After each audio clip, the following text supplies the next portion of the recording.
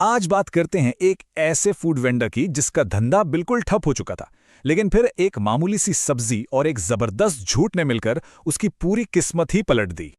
तो सवाल ये है कि क्या वाकई एक झूठ कामयाबी की रेसिपी का मेन इंग्रेडिएंट हो सकता है?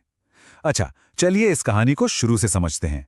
कहानी शुरू होती है एक वीरान से रेलवे स्टेशन से, जहां एक कुक की मायूसी एक कमाल के आइडिया को जन्म देने वाली थी। कहानी है रामपुर हॉल्ट की, एक छोटा सा स्टेशन जहां बिजनेस के नाम पर कुछ भी नहीं था, और यहीं पर बिल्लू नाम के एक वेंडर की सारी उम्मीदें दम तोड़ रही थीं। नाम तो था बिल्लू का 5 स्टार ढाबा, लेकिन हालत ये थी कि उसका धंधा बुरी तरह से पिट चुका था। समोसे, कचौड़ियां, सब कुछ दिन ब दिन यूं ही पड़ा रह जाता था। सोचिए, पिछले पूरे दिन में सिर्फ 3 समोसे बिके थे, और वो भी उधार पर। अब उसके पास बचा क्या था? बस 5 किलो सस्ती सी फूलगोभी। और बस यहीं से उसकी निराशा एक नए आइडिया में बदल गई। बिल्लू को ये तो समझ आ गया था कि गोभी चावल कौन खरीदेगा, लेकिन एक कहानी जरूर बिक सकती थी। तो उसने फैसला किया कि वो एक बिल्कुल नई डिश बनाएगा, एक ऐसी डिश जो पहले किसी ने ना सुनी हो। तो उसने किया क्या? एक बहुत ही सिंपल लेकिन असरदार तरीका निकाला। गोभी को बड़े बड़े टुकड़ों में काटा, अपना एक सीक्रेट मसाला बनाया जिसमें नमक मिर्च खूब डाला, और फिर उसे क्रिस्पी और लाल होने तक डीप फ्राई कर दिया। लेकिन असली खेल था आखिरी स्टेप, रीब्रांडिंग। उसने सोचा कि इसे गोभी तो बिल्कुल नहीं कहेंगे, नाम कुछ ऐसा शाही होना चाहिए कि लोग बस नाम सुनकर ही खिंचे चले आएं, और नाम था भी बड़ा जबरदस्त। तो अब एक नए नाम और एक नई कहानी के साथ बिल्लू अपने पहले ग्राहक का इंतजार करने लगा।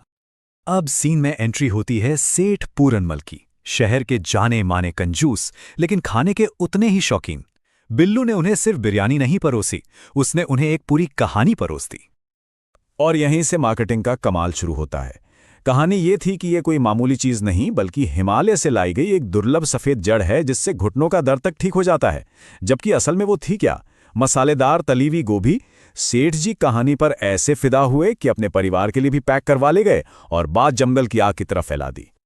देखते ही देखते लोग ट्रेनें रोक रोक कर उस रहस्यमयी कश्मीरी जड़ को चखने आने लगे। बिल्लू ने दाम भी 50 से बढ़ाकर 70 रुपए कर दिया।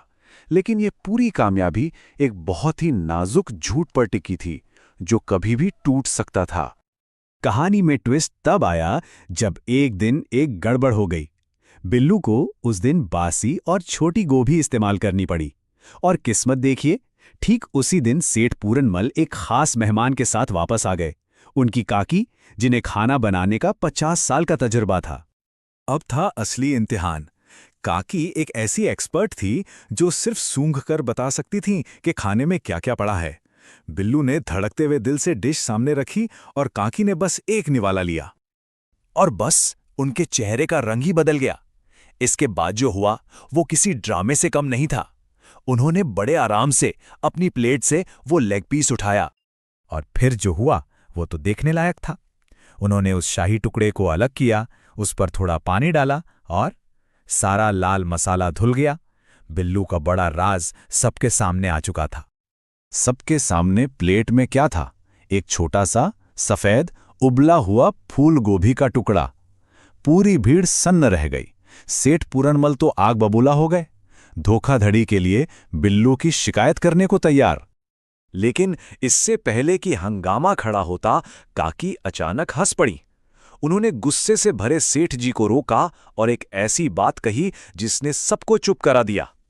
उन्होंने कहा कि माना इसका झूठ गलत है, पर इसके हाथों में तो जादू है।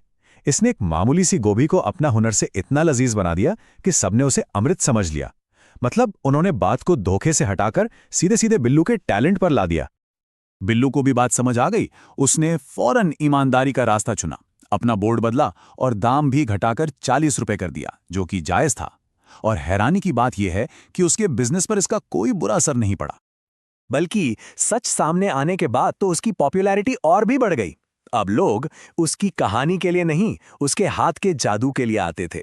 तो देखा जाए तो ये कहानी बिजनेस, ब्रांडिंग और असली टैलेंट की कीमत के बारे में बहुत कुछ सिखाती है। बिल्लू की नाकामी से कामयाबी तक का यह सफर एक बात साफ करता है। एक अच्छी कहानी लोगों को दुकान तक खींच तो सकती है, लेकिन उन्हें बार बार वापस लाने का काम सिर्फ और सिर्फ असली हुनर ही कर सकता है।